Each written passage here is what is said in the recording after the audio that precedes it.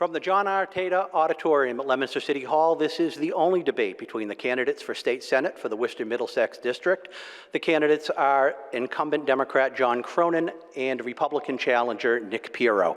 We only have 1 hour and a lot to get to, so we're going to get right to work.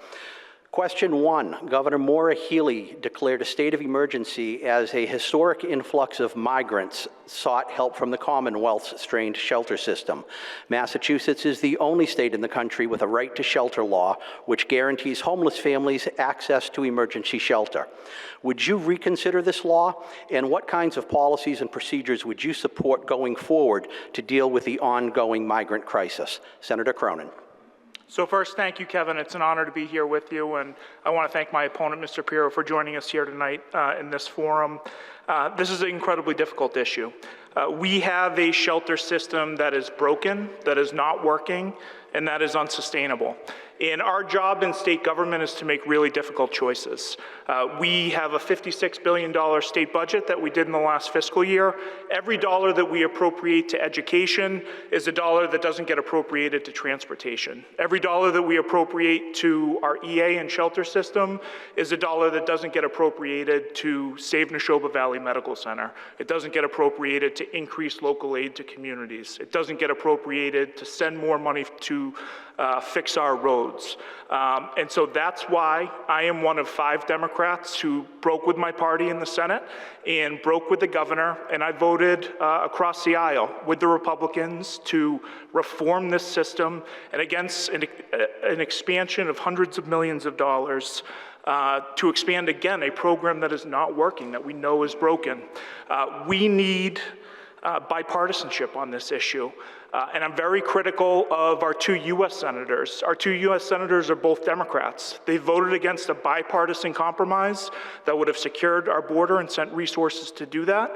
They voted against a compromise that would have sent money to our states and tightened our asylum. That's something I would have voted for and supported. But let's remember the real reason that we can't get comprehensive federal immigration reform. It's because Donald Trump did really the most shameless thing that you can do in politics. He told every Republican in Congress, no deal. I don't want a law. I don't want a fix.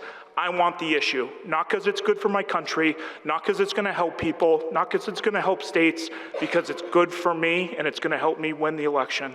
So we need bipartisanship, compromise, pragmatism. That's what I brought to this issue as a senator, and I'll continue to do. Mr. Pirro. Thank you, Kevin, and thank you, Mr. Cronin, for being here tonight. The migrant crisis right now is costing us over $1 billion annually. Right now, the policies allow for immediate access to emergency housing for migrants, basically incentivizing arrivals. There's also a large lack of transparency with over 600 emergency incidents with no reported housing facilities and no public disclosures of details. The right to shelter law needs to be changed. We need to implement a residency requirement and enforce a 6-month residency requirement before allowing qualifying new arrivals for housing. We need to honor the federal immigration laws and ensure cooperation with federal authorities, including ICE detainees for migrants accused of serious crimes. And we need full disclosure of incident details and contracts with the vendors managing the migrant crisis with regular reporting on the expenditures. And then we need to prioritize funds for the long-term residents of Massachusetts first, and then with whatever else we have to help others.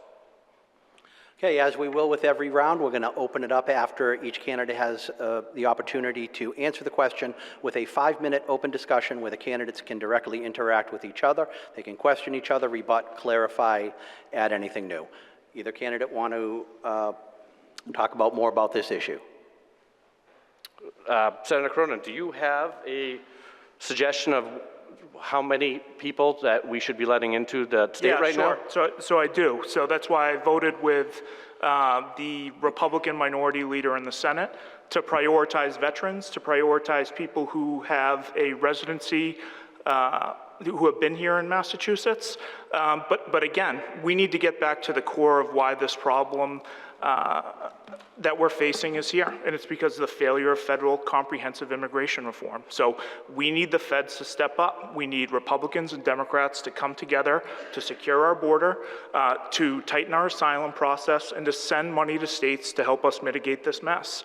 And we can debate the shelter law until the cow goes over the moon. We don't really have a right to shelter here in Massachusetts. We have a shelter system that is subject to appropriation. There's no such thing as a right that is subject to appropriation. So I voted against expansion of the program.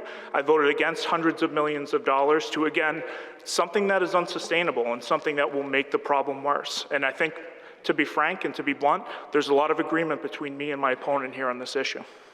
Well, I would disagree that we've got some, but I think we've got some differences there. So you're saying that you don't think that we have a right to shelter here in Massachusetts. Then all the people that are coming here and end up sleeping at the airport and then people sleeping on the streets, why are they coming here if they're not being incentivized to come here? They are incentivized to come here, and that's why I voted with the Republicans to reform the system. Okay.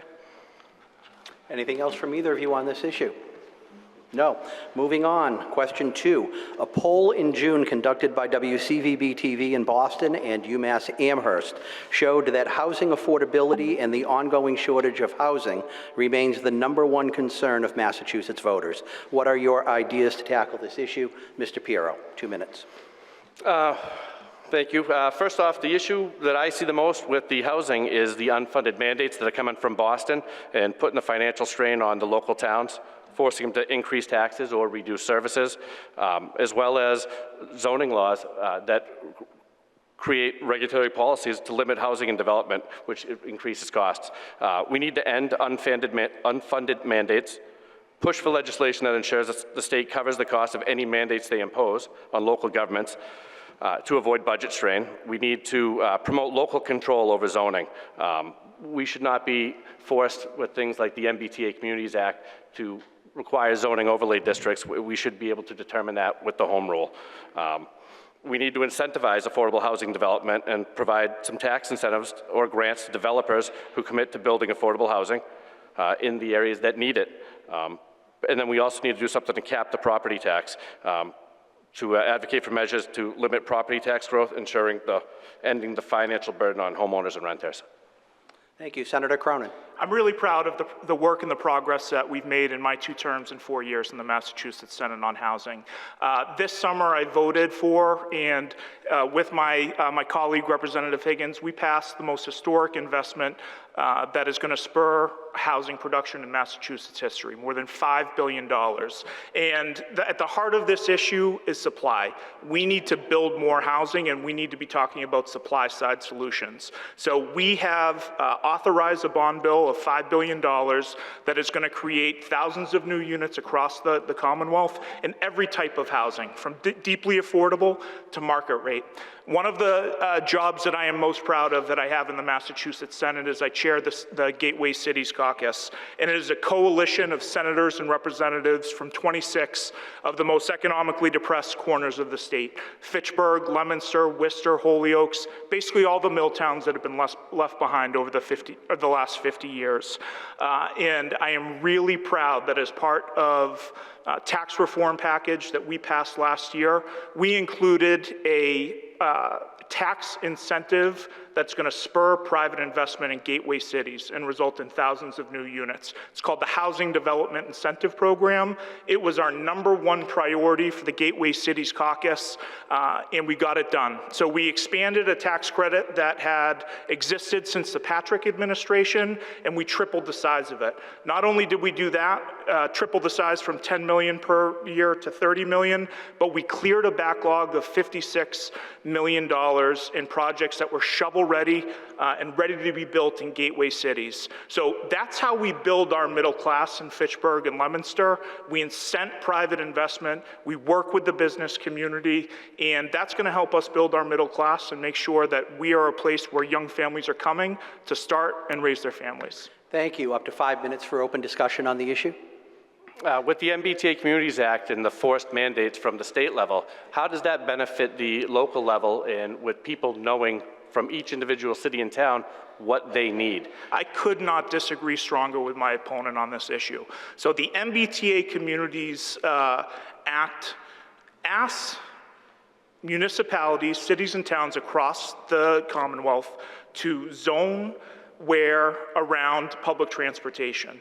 And we need to do that if we're going to build more housing. We need to build 200,000 more units of housing here in the state if we're just going to catch up to the demand today. So, I am really confused by my opponent putting forward and promoting ideas that are anti-business, anti-growth, anti-workforce.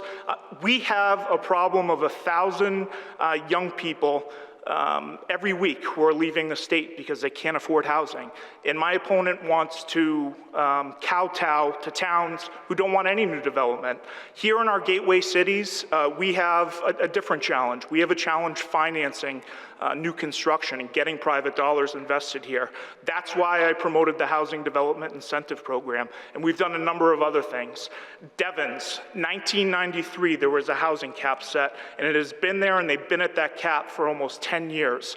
We raised that cap in the Economic Development Bill, and that's going to allow the production of hundreds of more units. So economic development, at the heart of economic development, at the heart of being pro-business, at the heart of being pro-growth, at the heart of building a middle class here in north central Massachusetts is building more housing. My opponent wants to kowtow to NIMBYism. I don't. I want families to stay here, to build their families here, and I want their kids to be able to stay and afford to live here in north central Massachusetts. Senator Cronin. We're going to fail at that if we adopt the policies of my opponent.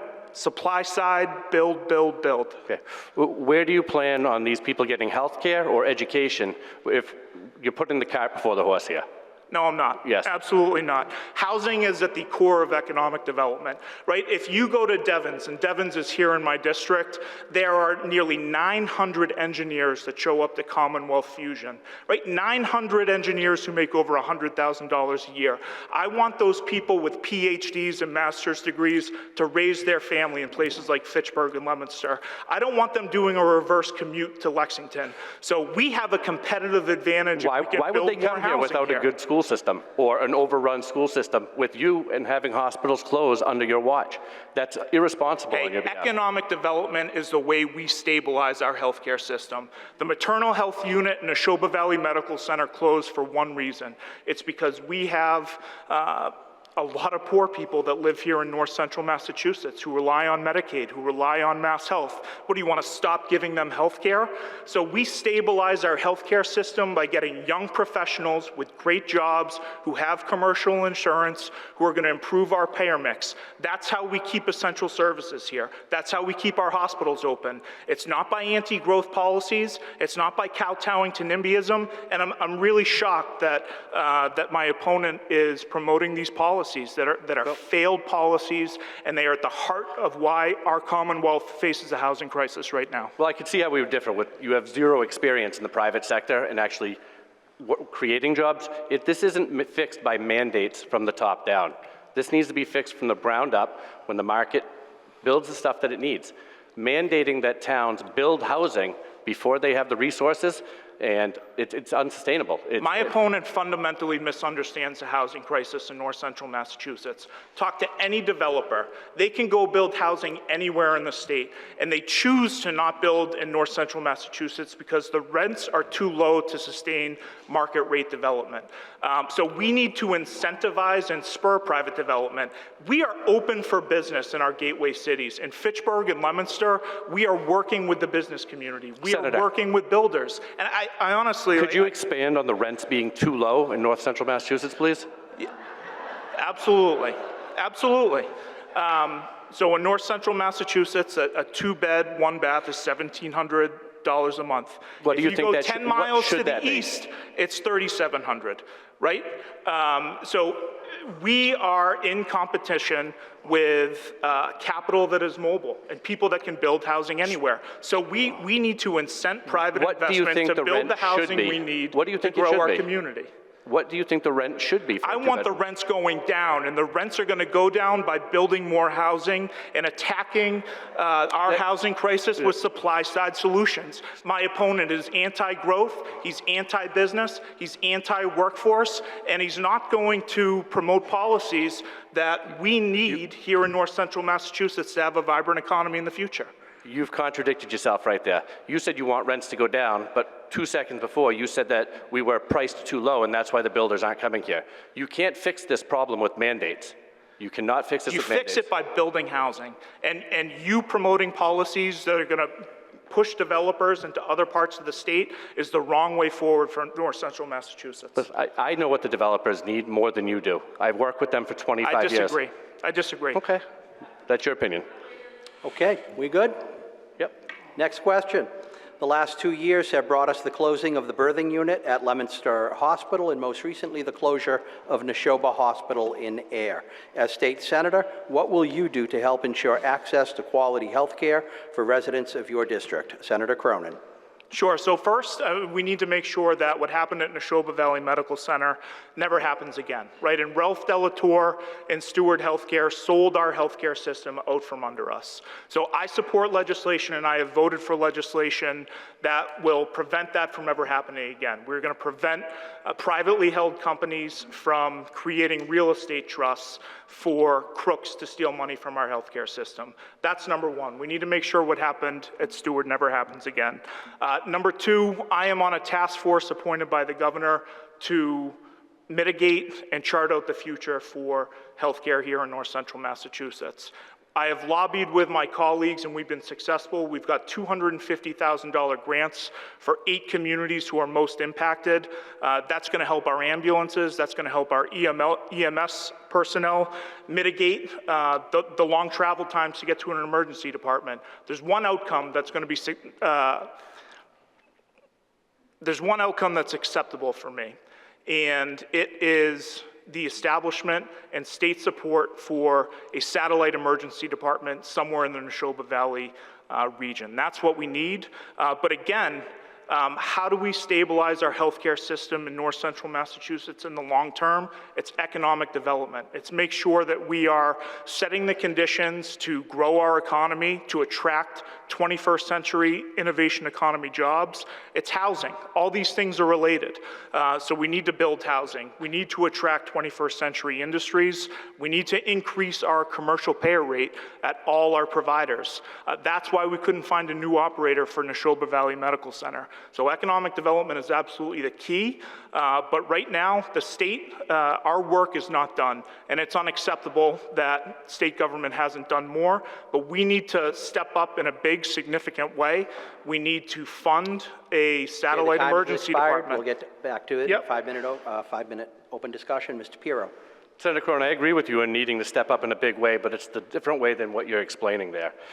Right now, the closures of Leominster Hospital Birthing Center in Neshoba Valley, that happened on your watch right there. The reason these hospitals are closing is because of the government mandating what they're being reimbursed. It's setting up these small community hospitals for failure, and more regulations and forcing them to stay open when it's unsustainable financially is not the key. There is many issues that need to be addressed, and a lot of it on the legislative end before blaming everything now on the owners. Now, Steward Hospital, absolutely, there was some other issues going on there, but there are systematic problems with the way that we repay these hospitals and determine the amount of money that they're getting paid. It's on the government that decides how much they get reimbursed. So when you have a lot of government-provided health care on a system that doesn't have a lot of insurance companies paying, the insurance companies don't have enough money to make up the costs for all the government, and it's just not going to work. Okay, opened up for 5 minutes. So I have a question. So what my opponent's really saying is that we provide too much health care to poor people. So who are you going to kick off of Mass Health? Who are you going to kick off of Medicaid? Why should we stop promoting services? We need to increase those reimbursement rates. But what is your plan to sustain the healthcare system and deal with the Medicaid rates? It's not to sit here and blame other people when the blame lies on ourselves in the legislature. We need to get that addressed. We need to make sure that the repayment rates are increased. And it's not about kicking anybody off of anything. It's about making sure that we do what's financially responsible. I mean, to give more resources by taxing the people that are working is not the answer. No, I just think my opponent fundamentally misunderstands how we stabilize our healthcare system in north central Massachusetts. It's by having a juggernaut local and regional economy. It's by increasing the amount of commercial payers who are a part of our system. Look, our healthcare system is a mess. It is complicated and it works like anything but a system. But our system is going to be stabilized if we have more commercial payers here. That's why they're not losing essential services in Cambridge. That's why they're not losing essential services in Somerville. So economic development, bringing 21st century jobs with great benefits, that's how we're going to do it. And that's how we're going to increase services here in north central Massachusetts. So do you think that the governor could have saved Neshoba Hospital had she wanted to? So we need to find a new operator, right? And that is the charge before the task force that I'm on right now. And we're doing that collaboratively. We have UMass at the table, we have Emerson at the table, we have every fire chief, we have every town administrator at the table. We need to find a new operator to establish and support a satellite emergency room department. That's the outcome in the barometer for success of our task force, and absolutely the governor needs to do more, and the legislature needs to do more to fund the resources that are going to be required to establish that. So do you think she did everything that she could? I think she has a lot more to do, and I think the legislature has a lot more to do. I also believe that I am the candidate who understands the healthcare market. I serve as the vice chair of the Healthcare Finance Committee. I have had a hand in the legislation that the Senate passed to make sure that another Stewart crisis never happens again. So I absolutely think there is more work before us. I'm not satisfied with where we are, and again, what does success look like? It looks like the state supporting a new operator to establish an emergency department satellite. Senator, it seems like your allegiances are more with Boston than they were here. It seems like you're a little out of touch with the district. Does that maybe have something to do with the fact? No, not at all. I've delivered historic resources to this district over the past 4 years. Look at downtown Fitchburg. We've started public-private partnerships with the Fitchburg Redevelopment Authority, with the city. We financed the Fitchburg Arts Community. I got a $3 million earmark for the Fitchburg Theater. There is a renaissance going on, and your people might gawk at it, but I believe in north central Massachusetts, and I'm going to continue delivering historic resources to the city and to support the recovery. Leominster flood.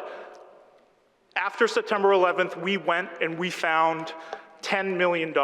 In December of 2023, we passed a supplemental budget before the feds denied relief. We provided $3.5 million to the city before 2023 was over. We got resources because we did our job. Myself and Representative Higgins, we called in every favor. We used all our political capital.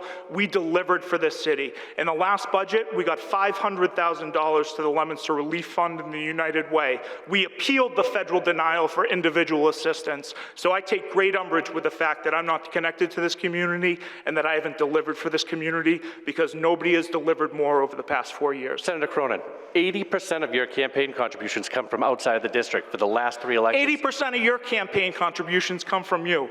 Hey, you know, we have to run a campaign here. I have to get my message out, and I'm not going to apologize that I have to work to get resources to run a campaign. So that means when everybody around here is asking where you are, you're out getting resources for your campaign out in Boston. No. Well, the numbers don't lie. 80%, and actually it's up to 85% this year. So what are you saying? I'm saying that, what are you implying? That you're more accountable to the people in Boston who donate money to you than you are to the people of the district. No, that's not true. Okay, the 5 minutes is up on this one. On to the next question. A state senator must deal with many complex issues and be able to work with others to get things done. How has your professional, educational, and life experiences shaped you to be the best candidate on this stage to represent the people of this district with knowledge and effective leadership? Mr. Pirro. I've been in business for 25 years. I've grown up in this community.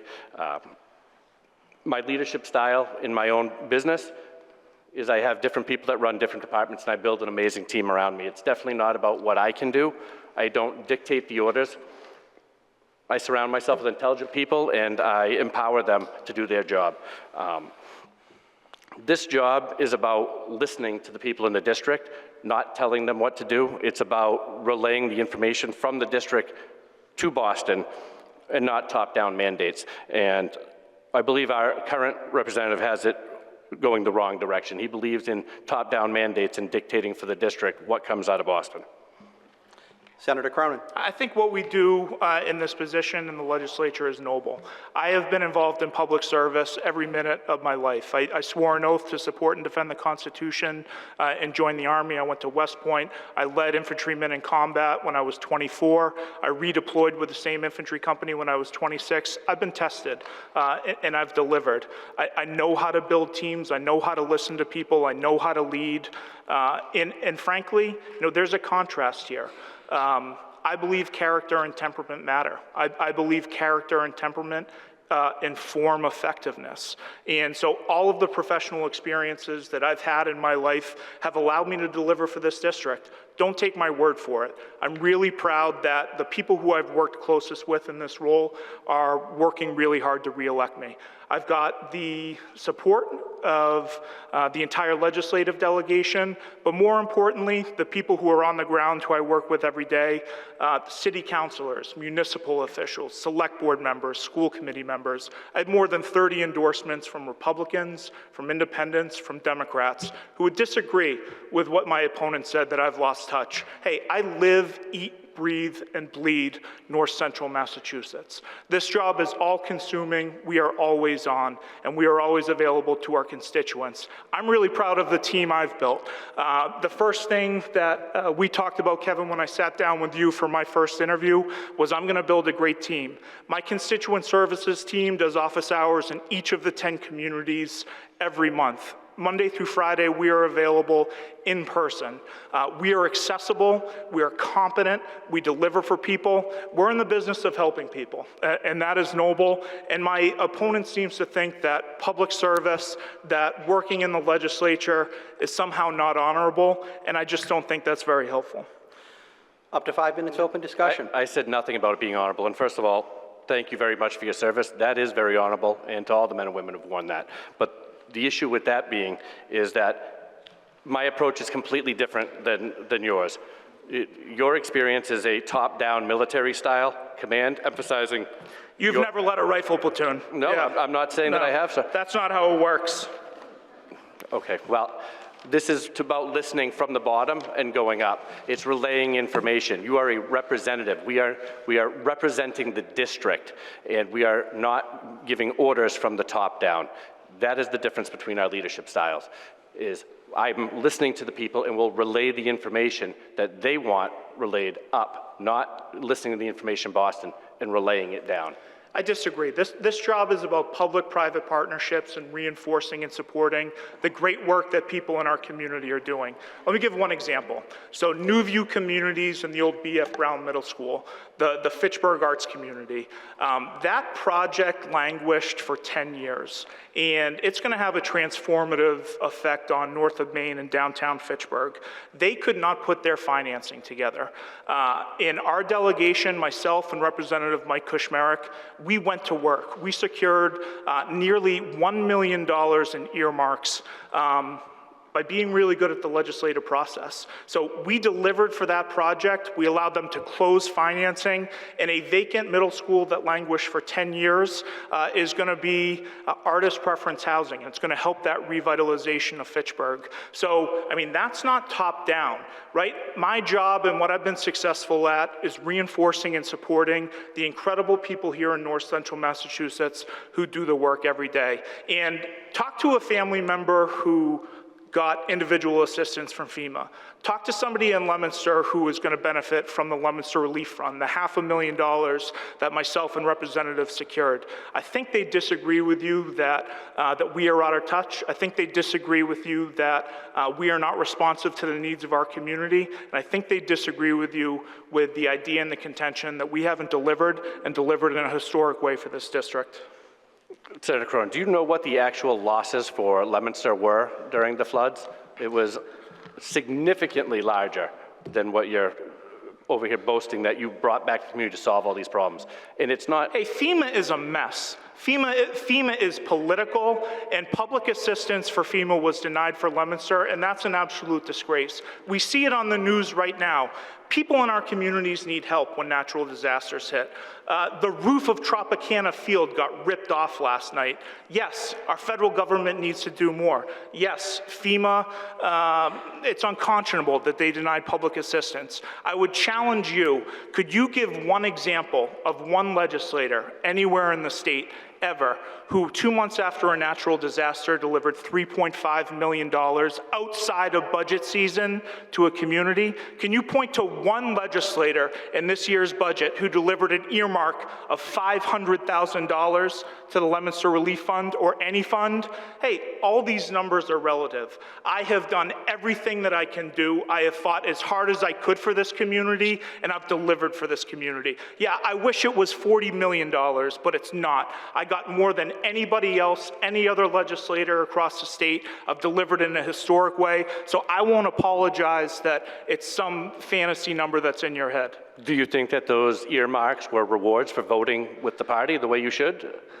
You know what? We have been debating for, 20, 30 minutes. I've been talking about how I have stepped away from my party, and I've been fearless in doing that. I have no problem standing up to the governor. I have no problem criticizing the legislature. I have no problem criticizing what we need to do. This is the test that I use on every issue that comes before me in the state Senate. Is it the right thing to do, and is it the right thing for North Central Massachusetts? And I stand by every single vote that I've ever taken, to include the votes where I stepped away from the governor, I stepped away from my party. I'm not afraid of that. So you're happy to give out driver's licenses to illegal immigrants, multiple occasions? The voters chose that. The voters voted for that. Do you not believe in democracy? Do you not believe in ballot questions? So speaking of democracy, do you support the governor's emergency preamble to reduce the democratic process? So if we want to get into guns right now, Kevin, no, should we do that? you asked about democracy. I'm asking if you agree. Absolutely. That went through a deliberate legislative process where we received public testimony. We heard from hundreds of people. Hey, and I voted for a bill that the Central Mass Chiefs of Police endorsed. So when law enforcement comes to me and they ask me for tools to keep our community safe, you bet I'm going to vote for it. Well, I believe law enforcement has come to me recently, and I have. So I have a question for you, Mr. Pirro. The 5 minutes is up. Do you both want to do another 2 minutes? No, you can move on. No, move on. Okay, next question. What is the key to economic development in our region, and why are you the best candidate suited to deliver for our area? Senator Cronin, 2 minutes. Housing, housing, housing. Right? My opponent seems to believe that we're not in a housing crisis. We absolutely are. I have a record of delivering on housing. I've created public-private partnerships with Representative Kushmerek in downtown Fitchburg that have funded new development. Today, in the city of Fitchburg, the Economic Office of Housing and Livable Communities announced $1.6 million of grants to build new housing. Those vacant buildings that have been on Main Street for my entire life, we are retrofitting them to revitalize our downtowns, to increase housing stock. I'm the only member of this delegation who filed the Housing Development Incentive Program and got it passed. So I've secured more than $2.5 million worth of earmarks that have been directed to downtown Fitchburg. I've passed tax reform that has allowed up to $2 million tax credit to incent and spur private development in our gateway cities. And I wrote the bill, I filed the language, and I got it passed through the Massachusetts Senate to raise the housing cap at Devon so we can build for the first time in 30 years. That's pro-growth, that's pro-family, that's pro-worker, it's pro-business, and those are the types of policies, those are the types of solutions that we need here in North Central Massachusetts if we're going to have a vibrant economy. And in my opponent, I'm very critical of what he's been proposing. He's saying, hey, if you're not already here, doors closed, right? He is promoting policies that would stop new housing production. He's against the MBTA Communities Act. He's against zoning changes. He's against tax reform to incent private development. That's not good for anybody in this room. That's not good for the generations that are going to follow us in north central Massachusetts. And again, that's not good for business. Mr. Pirro. Yeah, so I'm the only person on this stage right now who's created 30-plus jobs, started businesses. Senator Cronin, I have the experience in the private sector. I know what it takes for economic development. I've worked with the contractors. I've dealt with the mandates that have been passed down from the state and the regulations with the unforeseen consequences. I know what it takes to make an economy work. I've dealt with it. I've had to make the tough decisions. I've had to lay people off when there was state mandates put in. I've created jobs. I've worked to help my employees get there. It's not all about regulations and forcing things on people. It has nothing to do with me saying, I've never said that if the door's closed, don't come here. What I'm saying is that we need to prioritize the people here first.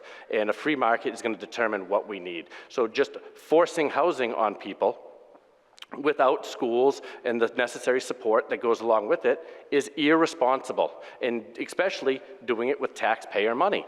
The job of a senator is to represent the people of the district and do what they want, not what the Boston elite want, and I think you've lost touch with that. So we have an aging population in north central. 5 minutes.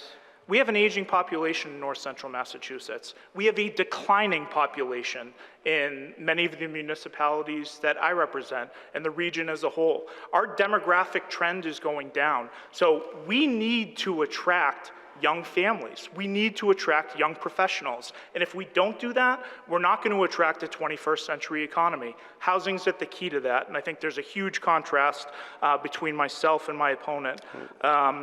We need to talk about economic opportunity and pathways to the middle class, because that is the key component to economic development. I want to mention one program that I'm incredibly proud of. So in my first Senate debate in fiscal year 21, I passed an amendment that had never existed and created a line item in the budget that had never existed for innovation pathways. So they are work-based learning programs for juniors and seniors in comprehensive high schools that are aligned with an in the region industry. So advanced manufacturing, healthcare, business.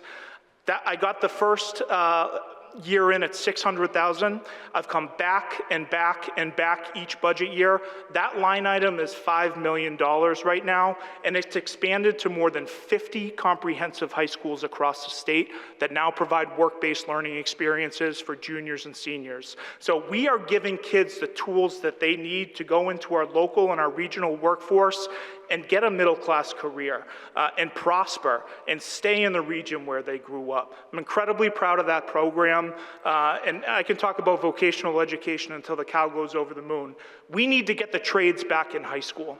I passed in this year's budget a commission to get everybody at the table, comprehensive superintendents, vocational superintendents, everybody from the Department of Elementary and Secondary Education and the legislature. And we're going to make recommendations about how we put voc annexes at comprehensive high schools, like Fitchburg, Senator like Cronin. Gardner, like Leominster, to get kids vocational Senator training Cronin. and train them to the skills we need to grow. How many times have you stepped foot in Neshoba Valley Tech in the time that you've been a senator? Neshoba Valley Tech? So I have a lot of issues with our superintendents at vocational schools because they're How many, violating Senator? the civil How many? rights. Is that zero? Zero times. Excuse me.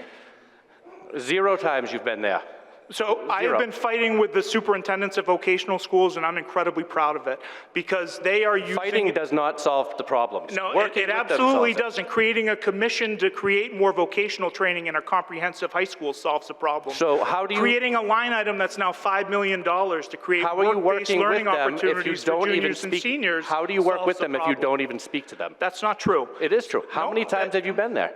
So I have met with the superintendent at Neshoba Tech last week with the chair of Ways and Means at the State House, and we are getting stakeholders together to create more opportunity and equitable admission standards. How many times have you been to Neshoba Valley Zero, Tech? and I've been to Monty Tech 10 times, and I've been to, I go to schools all the time. And so what does that mean? It means that if you're trying to work with the vocational schools to I met with the expand it- superintendent last week. Well, if you don't go there, you are out of touch with what they need. No. That's absolutely true, because they've asked you to come there before, right? You've been invited. All you've been is very critical of them, and you're critical of the... I'm critical of everybody who doesn't comply with the civil rights standard. So let's talk about that. So vocational schools like our vocational school, Monty Tech, when kids who are growing up in poverty in north central Massachusetts apply to Monty Tech, they get in at half the rate as kids from more affluent backgrounds. That makes me upset, right? And the kids who are going into the workforce after they graduate from trade school, they don't get access to learn a trade. Why do kids from more affluent communities and more affluent backgrounds get more access to our public schools? So I am absolutely going to continue to hold superintendents who are violating the civil rights standards feet to the fire, and I'm not going to go for coffee until we get them at the I'm not going to go for coffee with them until they change their behavior. You had an issue with the selective criteria that they were using for the kids getting admission there, right? So do you think lowering standards to get more kids in is the really way to do it? I think it's inconsistent with the civil rights standard to rank order students based on grade. Look, there are a lot of kids in 7th, 8th grade who come from tough backgrounds, and they don't have as good a grades as kids who come from more affluent backgrounds. And, you know, our public schools fundamentally are not private schools. They're public schools. And poor kids should have the same access in north central Massachusetts to a vocational education as anybody else. Senator Cronin, so I don't understand what you're arguing. They have the same access. No, they do not. They have not No, they do not. They get in at half the rate. What is the reason? Because is it we attendance? rank order students based on grades, and we use a private school admissions regime at our public schools. Again, that hurts our workforce. It hurts our labor force. It's the reason why nobody can get a plumber or a carpenter or an electrician. It's the reason why the cost of construction is so high. Our time is up on this. Do you both want to continue or I'd like move to on? continue this because Go ahead. Sure. I would like to know which one of the criteria is the most, that you feel is Grades unfair. are the most harmful. I'm glad you raised that. So you don't think that I'd like to hard answer your work should be question. rewarded? So if somebody works harder to do...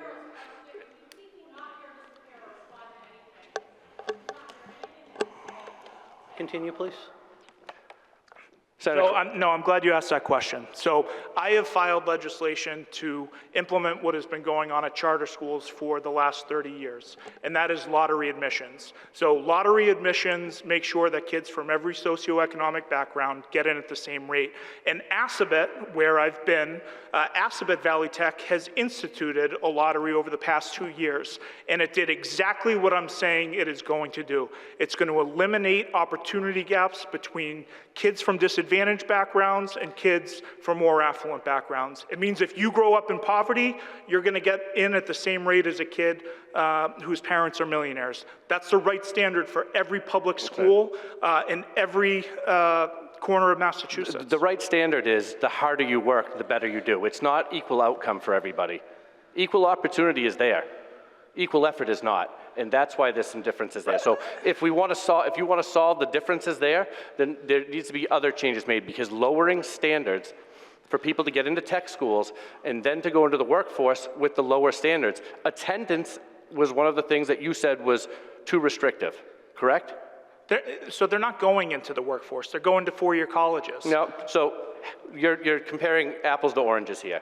The kids that are going to carpentry, electrical, plumbing, and the trades that they can go right to work, 90% of those kids are going to work.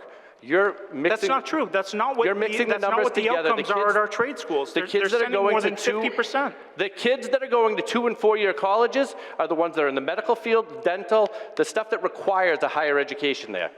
The people going into the trades are going into the trades, but you skew the numbers so the information does not come out. It comes out in your benefit, not the truth. We did the extra 2 minutes on that. Moving on.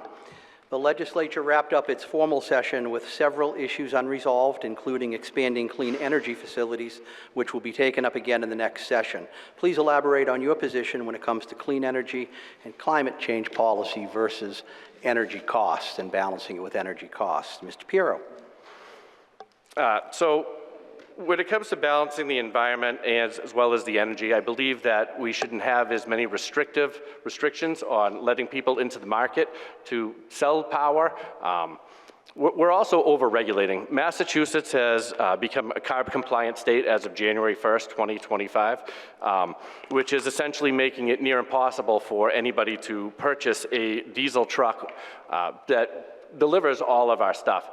We can't prioritize the environment over the public safety of everybody else.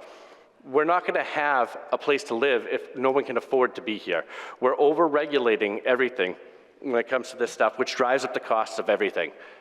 They don't realize a lot of the unforeseen consequences of the mandates that are pressed from the state level down, and that's the experience that you get from working in the private sector and dealing with these mandates and regulations that are imposed.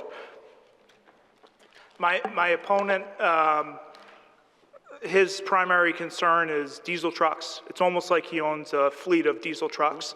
There's a contrast here. My priority is ratepayers. We need to bring down the cost of energy in north central Massachusetts. And I have been fighting teeth and nail and working with members of our delegation to do that. It has been a top priority for us because ratepayers are my top priority. We brought Attorney General Andrea Campbell out to Lunenburg, and we had a listening session. And she brought with her everybody on her regulatory team. And so when Unitil filed for their rate increase, DPU and the Attorney General, we were all over them, and they rejected it.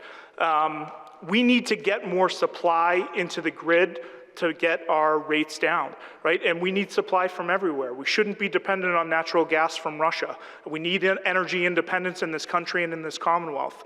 I've voted for historic investments in clean energy, in offshore wind. That's gonna power hundreds of thousands of homes. We need to site and permit the transmission capability and systems to get more clean energy onto the grid. So we need to increase the supply. We need to continue to stay on the utility providers. And I wanna say one more innovative thing that my office has done. You know, we have brought together Unitil, Eversource, and National Grid, and we are proposing that they go out and they procure supply together. So they will have more bargaining power if they go to market together to purchase supply, and that's one of the innovative ways that we are working to bring down costs to the ratepayer. That is legislation that I plan to file next session, and again, it's going to continue to be a top priority for me to work for ratepayers and on behalf of them. 5 minutes open discussion. It seemed as though you thought me owning diesel trucks was a detriment or it was something bad. What that goes to show is that I understand what the transportation needs. What the legislature doesn't understand is that every single mandate that you impose upon the transportation system increases every cost, from that bottle of water you're drinking to the jacket you're wearing. Everything increases, from toothpaste to shampoo, all the food you eat. Every single product you consume is going to go up with additional mandates. We're already losing people moving out of this state to other states, and we're losing their tax revenue because of the tax and spend policies here. Forcing people to pick what you want them to pick is not the right thing to do, especially when you don't know the unforeseen consequences that you guys are imposing. It's irresponsible. So I think this, this is another area where I actually do agree with my opponent. And I have sent a letter, and I've worked with State Representative Meg Kilcoyne to ask the governor to push back those mandates specifically on diesel trucks.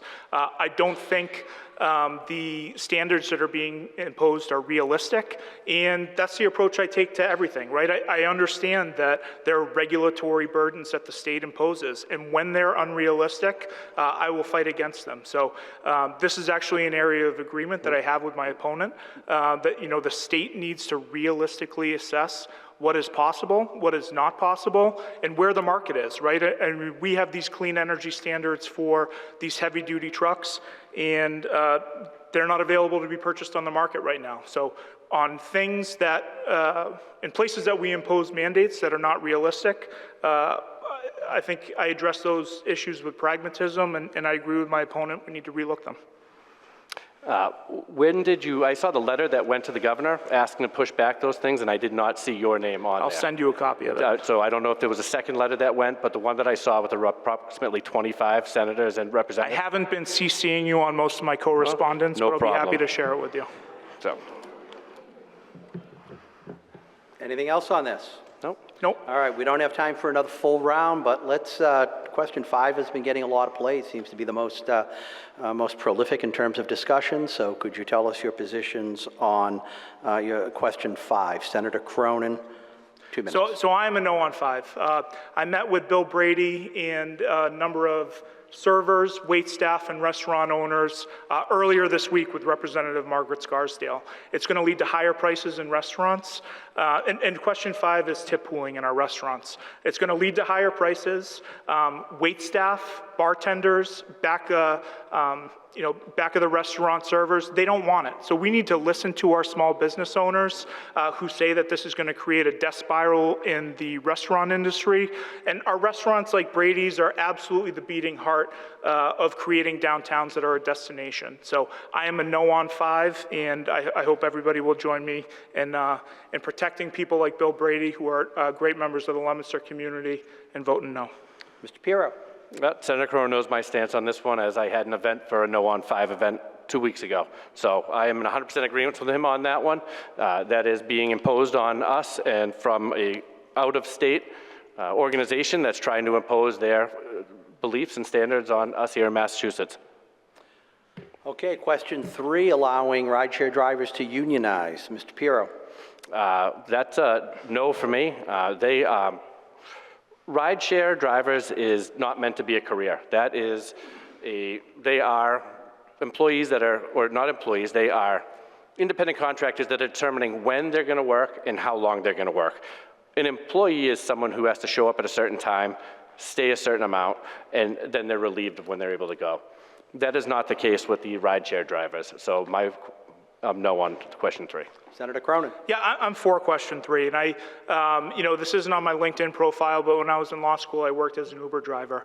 I think we have a lot of work to do to make sure that independent contractors have good benefits, and they are paid by these multi-billion-dollar corporations. I think every job is one app on the phone away from not being a career and that profession being just independent contractors. So I think it has implications beyond just Uber and Lyft. I think it has implications for every profession and all of us, and I'm stand with our unions on that.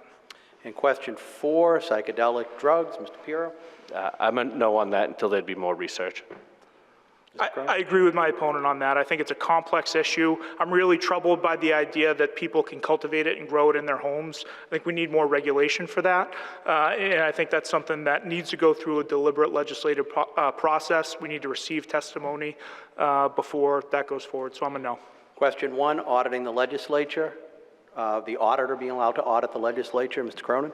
So I believe it's unconstitutional, right? I swore an oath when I was 19 to the Army. I swore another oath to the Massachusetts Constitution when I took this job. I will not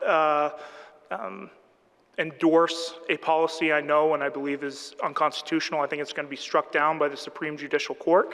I embrace the values of transparency, but not at the price of violating my oath to the Constitution. Mr. Pirro. How do you pick and choose which parts of the Constitution you're going to uphold? Like with the 4885, voting to take away people's Second Amendment rights, and you don't think that that's going to be voted down by the court? So I'm happy to talk about the gun control bill. I want to talk about 3 things very quickly that wasn't we the voted question for. was Well, you're asking the questions. I'm asking how you and pick and choose. Kevin, may I respond to his question? Quickly, we need to get to closing statements. Police came to me and they said Glock switches are being used for gangland violence and they're not banned. We banned them. Police came to me and said that we are printing 3D guns that are unregistered. We registered them. That's a common sense gun control reform that law enforcement asked for. Law enforcement came to us and said extreme risk protection orders that take away weapons from people who are mentally ill, from people who are violent, aren't expansive enough. So we're allowing social workers and other people to petition a judge to take away firearms from people who are violent, for people who are mentally ill, from people who are going to create and cause trauma and violence in our community. Thank you, Mr. Pirro, 30 seconds. You don't feel that that infringes upon people's constitutional rights whatsoever? I mean, what's next? Freedom of speech? I mean, you are stepping all over people's constitutional rights there. No. When the police come to me and law enforcement says, we need new tools to keep our community safe, I take that responsibility seriously, and I support the Second Amendment. I support our sportsmen. I support our hunters. I've used a lot of weapons in my life, Cronin, but we balance things because things are complicated. You don't support the Second Amendment or the hunters. You know it, I know it, and they know it. Okay, we need to get to closing statements by virtue of a coin toss. Senator Cronin, you go first, 3 minutes, closing statement. Well, thank you very much, Kevin. And it's great to see a crowd. I guess the word didn't get out that the Bruins were playing tonight. But I also just want to give a special thank you to my grandfather, who's going to be 92 in 10 days and has been my hero my whole life. So, Papa, it's good to see you.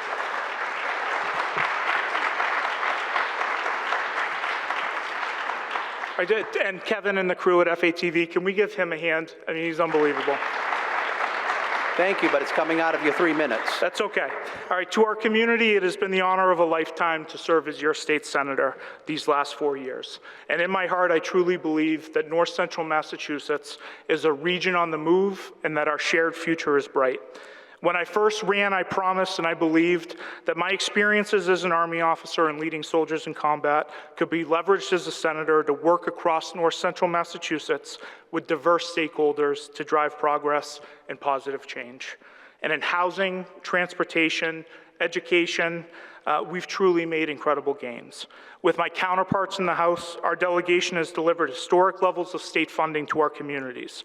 In particular, I'm proud of the nearly $40 million in combined annual school funding increases to Fitchburg and Leominster, the more than 50% increase in state funding to our communities for roads, and the more than $10 million in disaster relief we delivered to the city of Leominster following the historic September floods.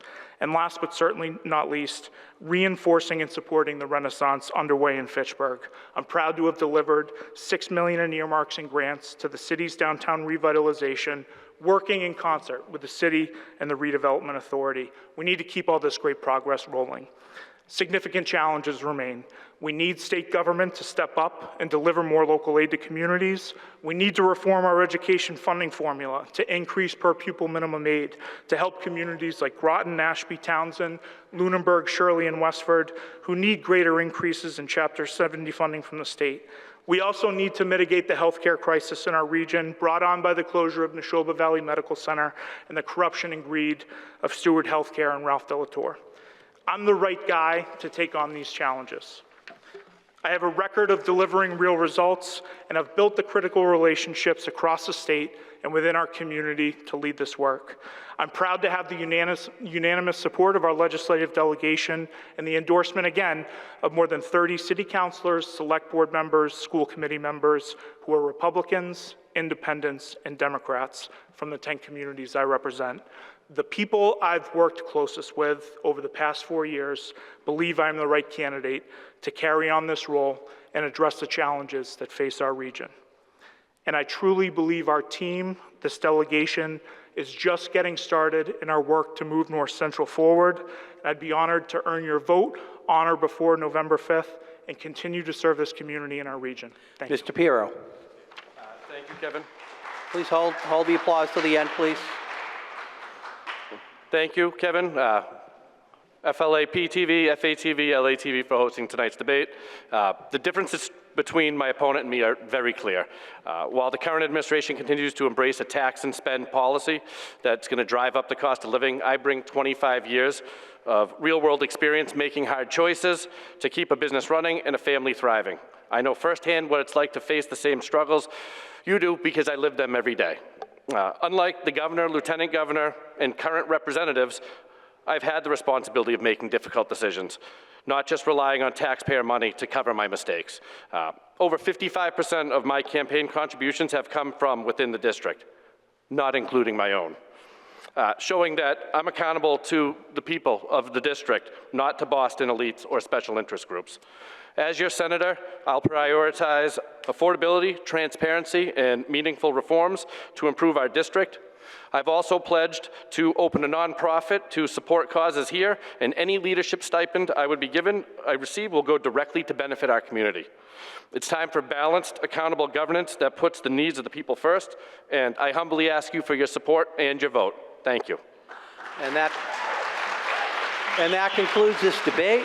We want to thank all of the audience members, or most of the audience members, for respecting the rules as participants. For those of you watching on TV, please stay tuned.